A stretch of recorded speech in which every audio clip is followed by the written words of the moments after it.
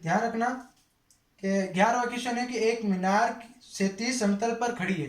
तो ये मीनार ऐसे इस समतल के ऊपर खड़ी है, भाई जमीन के ऊपर खड़ी होती है ऐसे मीनार। हम ज्यादातर ये वाला पार्ट बनाते नहीं है, ये केवल इतनी दूरी बनाते हैं। और जो सूर्य का उन्नयन कोण है, तो सूर्य का जो उन्नयन कोण आता है वो अपने पास कितना दे रखा है, 30 डिग्री। 30 डिग्री दे रखा है क्या। और मीनार की छाया, तो क्या मीनार की छाया यही होती है क्या। बेसिक में आपको सारी चीज बताइए कि छाया यही की होती है, यहाँ की होती है, तो आप वो वाला वीडियो देखो। तो आपको क्या बताना है कि मीनार की ऊंचाई बताओ। आप देखते ही इसको नाम दोगे ए, ये बी सी, और आप लिखोगे सर त्रिभुज एबीसी में कोण बी किसके बराबर है 90। क्या यहाँ पे टेन थीटा लग रहा है क्या। आप हाँ या ना बोलते रहा करो। जब आपको इन दोनों के बीच में रिलेशन निकालना है, इसका कोई काम नहीं होता, तो हमेशा ध्यान रखना यहाँ टेन ही लगता है। और क्या मैं यहाँ पे टेन की जगह 30 डिग्री रखूंगा क्या, क्योंकि यहाँ 30 दे रखा है। लंब की जगह एच और आधार की जगह कितना 45, ऐसा ही आएगा क्या। क्या इसका मान 1/√3 और एच अपॉन में 45। मैंने आपको बताया था ना 30, 45 और 60, ये वैल्यूज आप याद कर लेना। याद क्या करना, हर बार जितनी बार आप रफ कॉपी का नया पेज खोलो उतनी बार इसको लिखो, कहीं पे कोई दिक्कत नहीं आएगी। क्रॉस मल्टीप्लाई कराओ, यहाँ 45 और नीचे आ गया √3, ये हो गया h। मैंने आपको ये भी समझाया था कि अगर नीचे अपने पास √3 है तो आप इसको नीचे √3 नहीं लिख सकते, तो ये हटाने के लिए आपको √3 ऊपर से गुणा और √3 नीचे से गुणा, तो यहाँ पे h आ जाएगा। क्या √3 इंटू √3 3 होता है क्या, यहाँ तो 45 √3, नीचे कितना मिल जाएगा 3, इससे ये कटेगा 15 बार, तो क्या h बराबर 15 √3 आ गया क्या। ये अपने पास आंसर हो गया, ये अपने पास आंसर हो गया। ऐसे आप करना, ये √3 से गुणा, ये सारी चीजें आपको मैंने पहले से ही बता रखी है, ठीक है।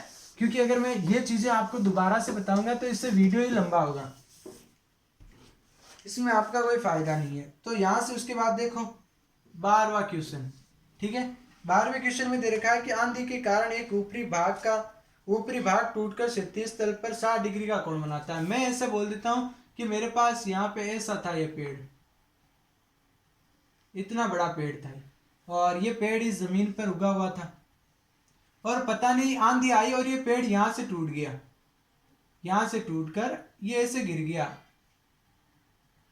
ये पेड़ यहां से गिर गया। तो पेड़ की ऊंचाई कितनी हुई, आधा तो पेड़ ये रहा और आधा पेड़ ये रहा, यहाँ पे हुआ कि नहीं हुआ। तो आपको पेड़ की ऊंचाई बतानी है, तो आपको ये भी ज्ञात करना है और ये भी आपको ज्ञात करना है। तो इसको मान लेता हूं h और इसको मान लेता हूं x।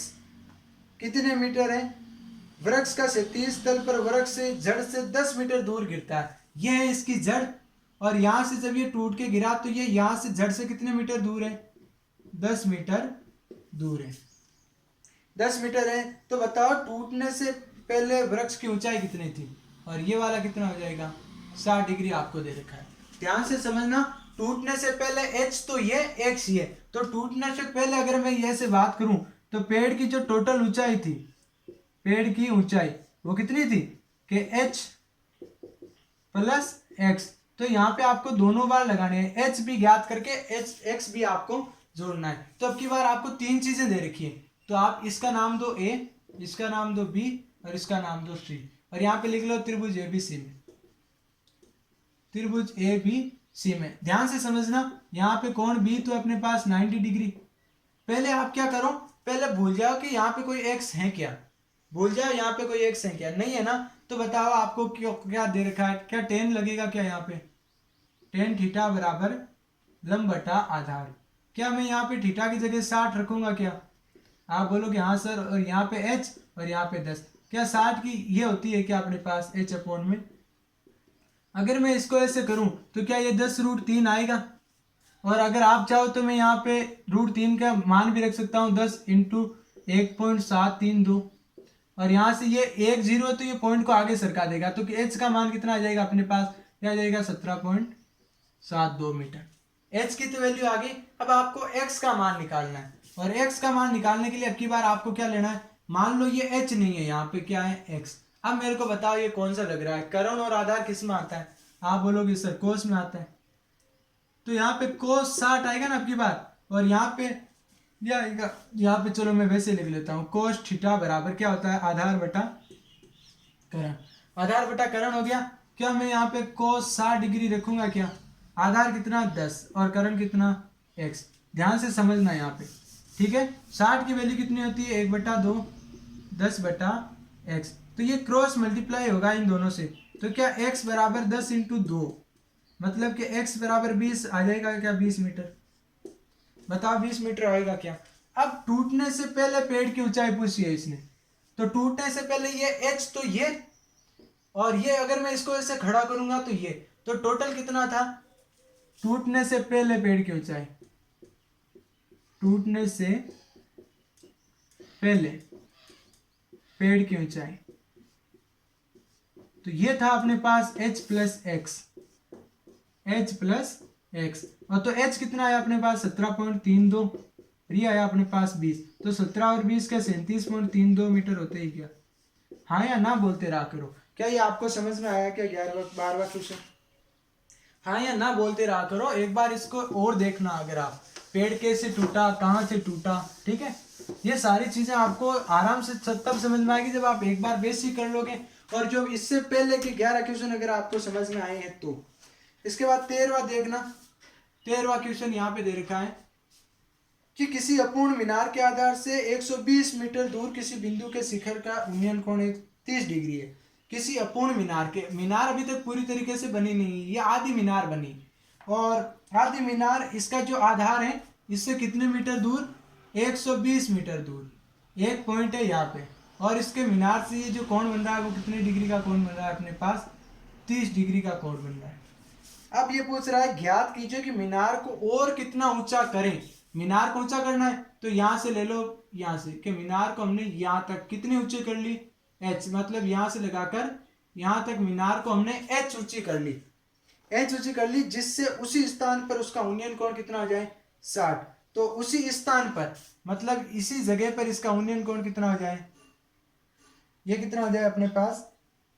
60 डिग्री हो जाए, 60 डिग्री हो जाए उसी स्थान पर। तो आपको बताना कितना ऊंचा करें ये मीनार, तो आप करो मीनार को h ऊंचा कर ले, यहां से लगाकर यहां तक। ये तो है अपने पास h x, ये तो है अपने पास x, और ये है अपने पास h।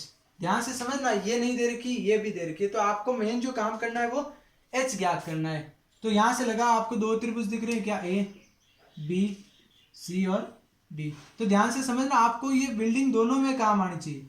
इस त्रिभुज में भी एक तो 30 डिग्री वाला, मतलब ऐसा, तो 30 डिग्री वाला ये है यहाँ पे, ये वाला, यहाँ पे बी सी और डी, यहाँ पे 30 डिग्री, और ये यहाँ से कितना है? बीसी। बीसी कितना है टोटल? आप लिखोगे x है, और ये कितना है अपने पास? 120, और यहाँ पे समकोण त्रिभुज। तो आप ये लो त्रिभुज, यहाँ पे इसका नाम क्या हुआ आपकी बार? बी सी डी में कौन सी है क्या 90 डिग्री? हाँ या ना बोलते रहा कर। कौन सा लग रहा है यहाँ पे? आप बोलोगे सर tan लग रहा है, तो tan थीटा बराबर लंब बटा आधार। क्या यहाँ पे थीटा की जगह में 30 डिग्री रख दूं क्या? आप बोलोगे हाँ सर, और यहाँ x और यहाँ 120, यहाँ पे x और 120। क्या इसकी वैल्यू 1/√3 होती है? यहाँ पे हो गया x अपॉन में, यहाँ से x की वैल्यू जब निकालोगे तो क्या ये इससे मल्टीप्लाई हो जाएगा? 120 अपॉन में √3। अब मैंने आपको याद हो तो मैंने आपको एक चीज बताई थी कि नीचे कभी भी अपने पास रूट नहीं होना चाहिए, तो रूट हटाने के लिए मैं यहाँ पे भी √3 का गुणा और यहाँ पे भी √3 का गुणा, तो मेरे पास x बराबर 120 √3 और नीचे कितना बनेगा? 3। तो 3 से जब मैं इसको काटूंगा तो क्या ये 40 आ जाएगा क्या? 40√3। क्या ये 40√3 आ जाएगा क्या? ध्यान से समझना, 40√3। और यहाँ पे अब की बार मैं कौन सा त्रिभुज लूंगा? ये वाला, ये बड़ा आपकी बात 60 डिग्री वाला। और 60 वाली ये लाइन कहां से आए? देखो 60 वाली ये लाइन आई आपके पास ए से, ए सी और डी, मतलब कि त्रिभुज ए सी डी में कौन सी अपने पास 90 डिग्री। हमेशा ध्यान रखना, जो 90 डिग्री बन रहा है वो दोनों ट्राइंगल में काम आना चाहिए। एक बार आप अब इसको मिटा दो, जब ये वाला लेते हो तो इसको मिटा दो, और जब ये वाला लेते हो तो आपको इसको मिटा देना है, ठीक है। यहाँ पे वापस बताओ कौन सा लग रहा है? देखो ये पूरा है कि नहीं, मतलब कि x प्लस एच ये है पूरा, और यहाँ पे ये अपने पास है 120। तो क्या मैं यहाँ पे वापस tan थीटा लिखूंगा? लंब बटा आधार, और थीटा की जगह कितना? 60, लंब की जगह कितना? x प्लस एच और नीचे कितना 120। यहाँ पे √3, यहाँ पे x की जगह बताओ मैं कितना रखूँ, 40√3 प्लस h और नीचे कितना आ जाएगा 120। जब इसको तिरछा गुणा आप करवाओगे तो यहाँ से कितना आ जाएगा 120√3 और इधर आएगा 40√3 प्लस h। आपको तो h का मान निकालना है तो 40 को इधर ले आओ, तो यहाँ से हो जाएगा h इक्वल 120√3 में से कितना चला जाएगा 40√3। तो क्या 100, यहाँ पे √3 120 बार है, यहाँ पे √3 40 बार है, तो क्या 80 बार बचेगा क्या ये 80 बार बचेगा।